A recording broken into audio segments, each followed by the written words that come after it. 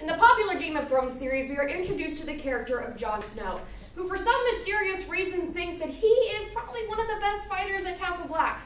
But Jon Snow's ideas that his actions are actually able to help him determine who he is are not always followed through, because the words that he uses to turn his thoughts into actions sometimes fall short, because a lot of the people that he works with don't quite understand who he is, because they don't like him because of who his supposed father is, Lord Eddard Stark.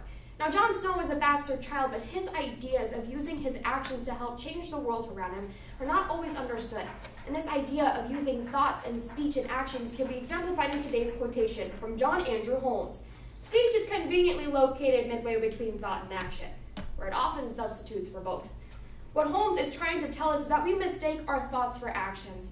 But just because we're thinking about something, we actually aren't doing it. And we can agree with this idea, because we often forget to plan out our path in advance. We can understand this concept better when we look to two main lines of analysis. First, by understanding how we can use a path to our advantage. And second, by how we can use that path to create an opportunity for our true self to be seen. Now, Jon Snow was able to figure out his plan of attack. He wanted to leave Winterfell behind and join the Black Knights at Castle Black. But Jon Snow's ideas were never actually completely understood by the people around him, because he was often seen as an outsider. But for Jon Snow, using his actions to change the world around him helped him to create his path, which can be understood better when we first look to the authority bias, and second, by applying it to Goliard's songs. But first, the authority bias simply states that whenever we are in a position of power, or someone is in a position of power above us, we tend to fear speaking out against them, even if we might be right, because we don't want to get in trouble. Now, for musicians back in the late 16th century, they loved to challenge the authority bias when they wrote out the original sex, drugs, and rock and roll. Goliard songs. They were all about wine, women, and satire, and fake patronage to Bishop Goliath.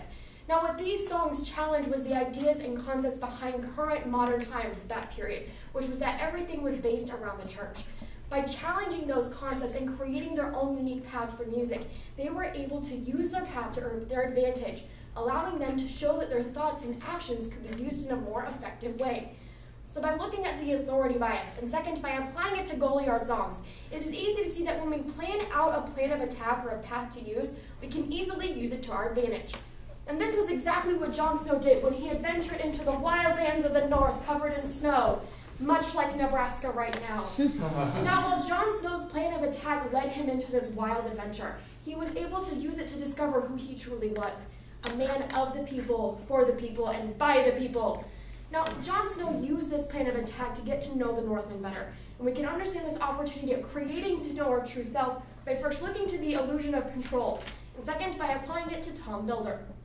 But first, the illusion of control simply states that in certain moments we feel we have control over a situation, even if we absolutely have no sway over it. It's like standing in the elevator when you press the door close button. You think it will close the door, but in reality it's actually on a timer. We can understand this better when we turn to Tom Builder from Ken Follett's Pillars of the Earth. Now, Tom Builder's ultimate goal was to build a cathedral instead of just small, simple farmhouses. Now, while Tom was never actually able to completely fulfill his dream, he thought he could control it. By doing so, he felt that if he built the best farmhouses and merchant shops everywhere, then he would eventually get asked to build a cathedral. And even if he never actually had that opportunity, he was able to eventually use that path to find out who he truly was. A man who simply enjoyed architecture and loved building buildings because he enjoyed it. So by looking at the illusion of control, and second, by applying it to Tom Builder, it is easy to see that when we create a plan of attack, it allows us to create an opportunity to find out who we truly are. So returning to today's quotation from John Andrew Holmes, speech is conveniently located midway between thought and action, where it often substitutes for both. What Holmes was trying to tell us is that we often mistake our thoughts for actions. And sometimes we have to agree with this quotation because we forget to plan our own path. And we understood this better by looking to two main lines of analysis. First, by learning how we can use our path to our advantage. And second, by looking at how that path can allow us to create an opportunity to find our true selves. Now, Jon Snow's path into the Northlands has led him on a crazy adventure, eventually bringing him back to Castle Black. However, his decisions to help the people from the north allowed him to eventually be betrayed by his own men and ultimately killed in his home. While Jon Snow was able to figure out that he truly was a person for the people, it is important to remember that the thoughts and actions we use today will ultimately define us in the end.